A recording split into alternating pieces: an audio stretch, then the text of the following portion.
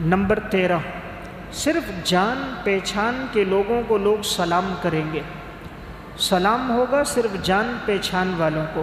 شریعت کا حکم ہے ہر مسلمان کو سلام کرو، جو بھی ملے سلام میں پہل کرو، لیکن ایک وقت آئے گا جس سے غرض ہوگی لوگ اس کو سلام کریں گے، جس سے غرض نہیں ہوگی اس کو سلام کوئی نہیں کرے گا۔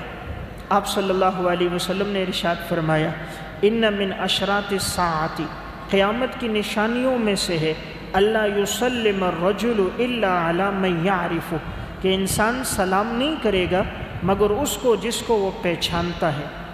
صحیح ابن خزیمہ کی روایت ہے، یعنی صرف سلام ہوگا جس سے تعارف ہے، جس سے تعارف نہیں ہے اس کو سلام نہیں ہوگا۔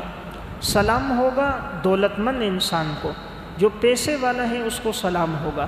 آج دیکھیں غریب کو کوئی سلام نہیں کرتا، غریب سلام بھی کر دے جواب نہیں دیتے۔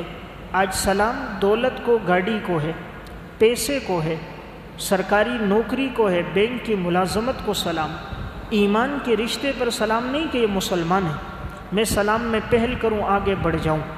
تو آج یہ نشانی بھی موجود ہے کہ ہر انسان اس کو سلام کرتا ہے جس سے غرض ہوتی ہے، یا دولت کی وجہ سے کرتا ہے، مسلمان ہونے کی وجہ سے نہیں کرتا۔ حالانکہ یہ اتنی بڑی نیکی ہے کہ آپ صلی اللہ علیہ وسلم نے فرمایا، جو آدمی السلام علیکم ورحمۃ اللہ وبرکاتہ کہتا ہے اس کو 30 نیکیاں ملتی ہیں، جو جواب میں یہ جملہ کہتا ہے اس کو بھی 30 نیکیاں ملتی ہیں۔ اب انسان اگر دن میں 10 آدمیوں کو سلام کر دے تو اس کو 300 نیکیاں مل گئیں، 20 آدمیوں سے واسطہ پڑا سلام کر دیا، 600 نیکیاں اس کو مل گئیں۔ یہ نیکی کی قدر تب آئے گی جب آخرت کا دن ہوگا اور انسان ایک ایک نیکی کے لیے دائیں بائیں گھومے گا اور کوئی اس کو نیکی نہیں دے گا۔